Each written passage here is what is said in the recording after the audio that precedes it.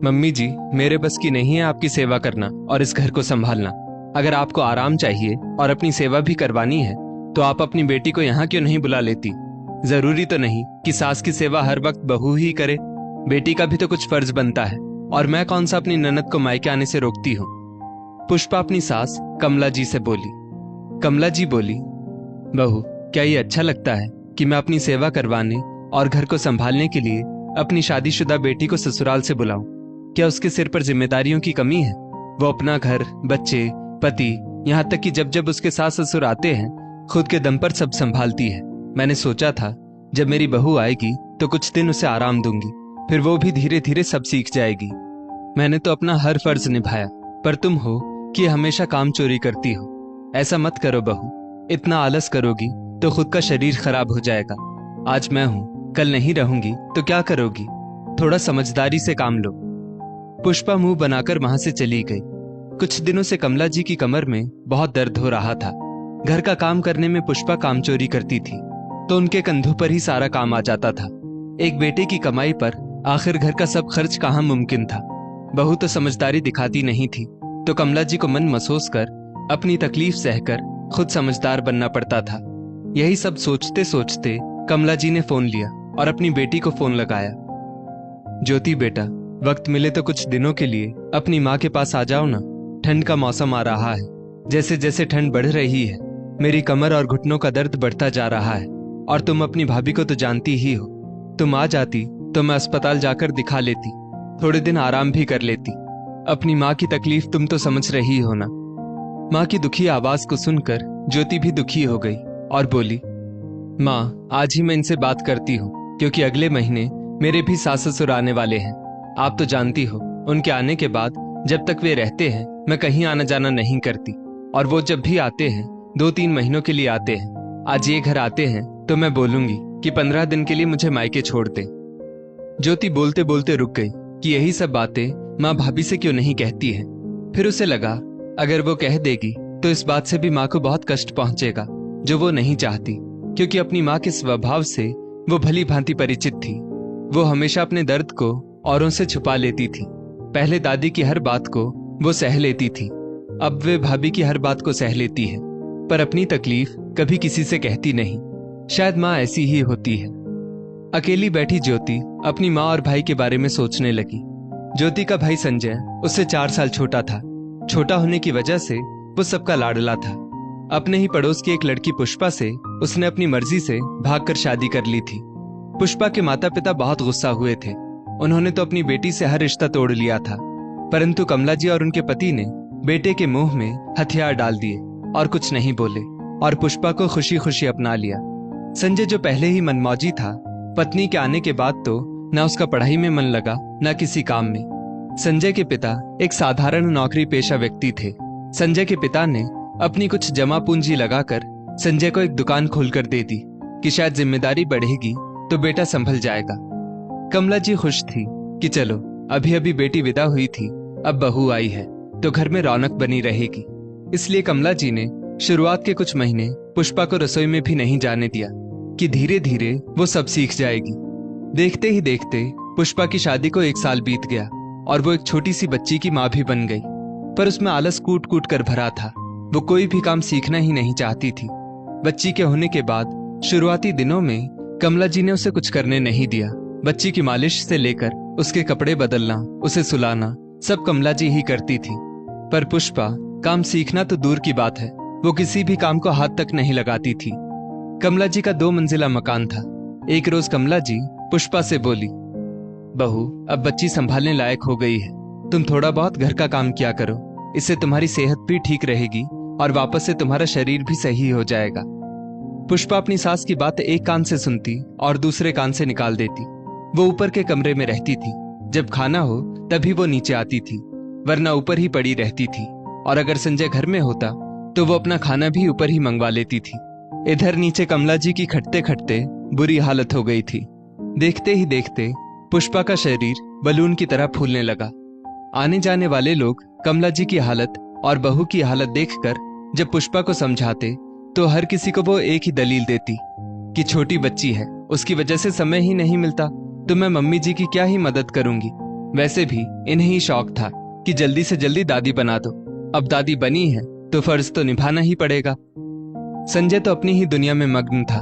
उसे जरा भी चिंता नहीं थी कि माँ की उम्र हो रही है। अब माँ के घुटनों में उतनी ताकत नहीं कि वो घर का सारा काम कर सके।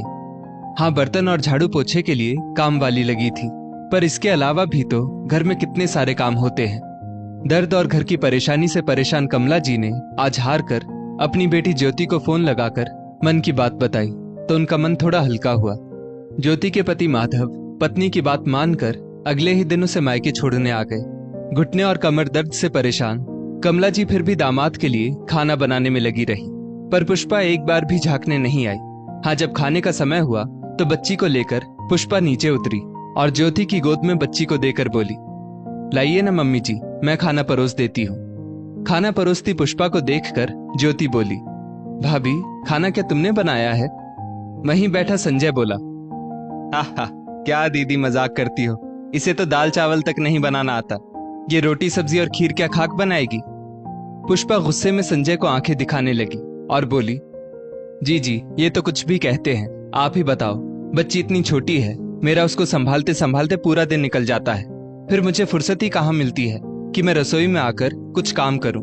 और फिर आपकी भतीजी इतनी भी शांत नहीं है कि मुझे 2 पल को चैन से बैठने दे।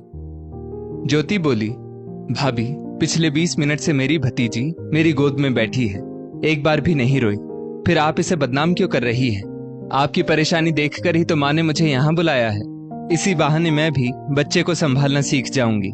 और वैसे भी बच्चे की जिम्मेदारी सिर्फ माँ की नहीं होती, उसकी बुआ की भी होती है, और माँ भी तो दादी बनी है, उनकी भी जिम्मेदारी है।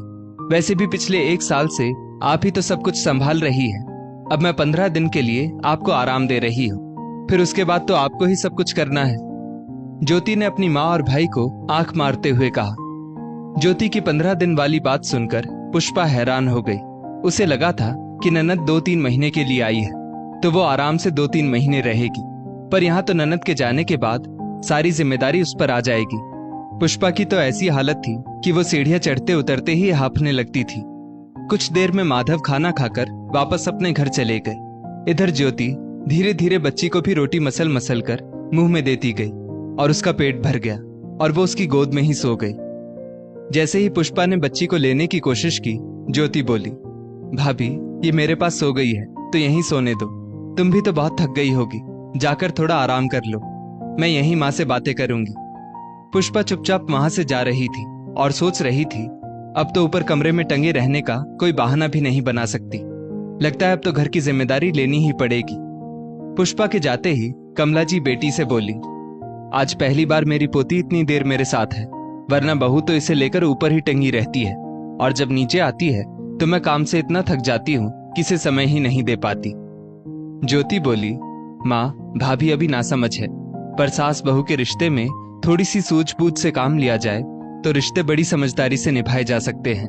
आप बच्ची को अपने पास ही ज्यादा रखिए, उसका मालिश करना, नहलाना, खिलाना और इसके जो भी छोटे मोटे काम हैं वो तो आप आसानी से कर सकती हैं। इससे भाभी को भी आराम मिलेगा और वो घर के काम भी सीख पाएंगी। कमला जी हंसकर बोली, पहले के जमाने में तो यही हुआ करता था, 3-3, 4-4 बच्चे होते थे, सास ससुर बच्चों को संभालते थे और औरतें घर का सारा काम करती थी। इससे औरत का शरीर भी हल्का हो जाता था और बच्चा घर परिवार के सभी लोगों को पहचानने लगता था। पर यहाँ तो कई कई दिनों तक मेरी बहू से बात तक नहीं होती और वो बच्ची को लेकर एक कमरे में पता नहीं क्यों बैठी रहती है। अब क्या किया जाए, एक तो इसकी उम्र कम, ऊपर से माँ दादी नानी होती तो इसे समझाती, पर यहाँ तो बस मैं हूँ। इसके मायके वालों से तो इसका कोई रिश्ता ही नहीं है, तो इसे कौन समझाएगा। कुछ घंटों बाद पुष्पा का जब एक कमरे में बैठे बैठे मन नहीं लगा तो वो नीचे उतर आई। उसने आते ही देखा बच्ची दादी और बुआ के साथ खेल रही है। पुष्पा को देखकर ज्योति बोली, अरे भाभी आ गई आप, आपका मन ऊपर वाले कमरे में अकेले कैसे लग जाता है? ये देखिए, इसे तो मैंने दलिया खिला दिया, अब इसका पेट भरा हुआ है। अब तो ऐसी हालत हो गई थी कि बच्ची ज्यादातर अपनी बुआ के साथ रहती। पुष्पा के पास कोई काम नहीं रहता था। जब तक बच्ची को भूख ना लगे बच्ची पुष्पा के पास कम ही रहती थी, तो अब थोड़ा बहुत पुष्पा को रसोई में जाना ही पड़ता था। ठंड का मौसम था, एक रोज धूप अच्छी खिली थी तो कमला जी ने पोती की सरसों के तेल से मालिश की और वहीं धूप में उसके साथ लेट गई। इधर ज्योति अपनी भाभी की रसोई में कुछ मदद करने लगी और एक कुशल गृहिणी बनने के नुस्खे सिखाने लगी। भाभी, आपको नहीं लगता एक बच्चे के साथ पूरे दिन कमरे में बंद रहना घर के कामों से ज्यादा बोरिंग होता है? इन 10 दिनों में आप में बहुत बदलाव आया है। आपने शायद गौर नहीं किया होगा, अब सीढ़ियां चढ़ने उतरने में आपकी सांस भी नहीं फूलती है। ये देखा आपने? पुष्पा हैरानी से ज्योति की तरफ देखने लगी और उसने महसूस किया कि सच में अब उसे अपना ही शरीर हल्का लग रहा था।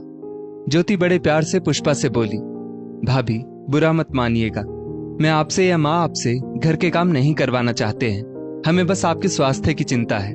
पहले की औरतें अपने बच्चों की जिम्मेदारी अपनी सास पर छोड़ती थी और खुद घर के काम संभालती थी, तो प्रेगनेंसी के बाद उनका शरीर बहुत जल्दी पहले जैसा हो जाता था। इससे फायदा हम औरतों को ही नहीं बल्कि हमारे बच्चों को भी होता है। 4 लोगों के बीच में रहने से बच्चे का मानसिक विकास भी होता है। अब मेरी भतीजी अपनी दादी के साथ घुल मिल गई है, उसे आप दिन भर में कुछ घंटों के लिए माँ के पास छोड़ दिया कीजिए, इससे उसका मानसिक विकास होगा जो इसी उम्र में होता है। उम्मीद करती हूँ कि आप मेरी बातों को गलत दिशा में नहीं लेंगी। थोड़ी सी समझदारी से भी ससुराल के रिश्तों को निभाया जा सकता है। पुष्पा बोली, नहीं नहीं दीदी, ये कैसी बात कर रही हैं आप? आपने तो मेरी आंखें खोल दी। आप बेफिक्र रही, अब मैं मम्मी जी को शिकायत का कोई मौका नहीं दूंगी। मैं तो समझ ही नहीं पाई थी कि परिवार के साथ मिलकर रहने में कितना फायदा होता है। मेरा भी शरीर ठीक हो जाएगा और बच्चे का मानसिक विकास भी होगा। और मुझे क्या ही चाहिए?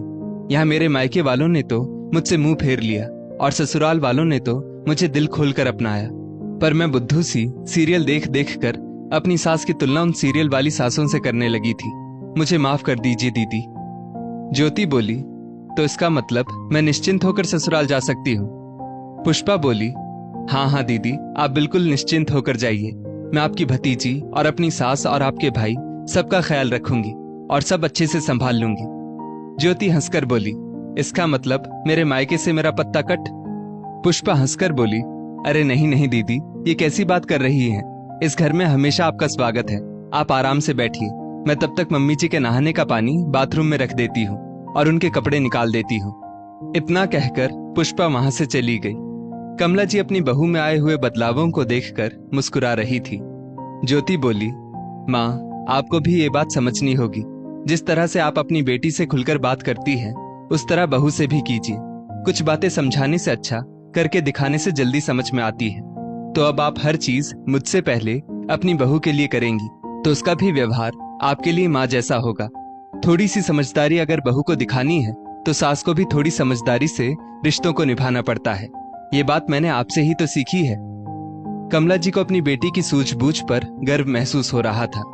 अगले दिन पुष्पा ने फल, मिठाइयों और ढेर सारे प्यार के साथ अपनी ननद को विदा किया।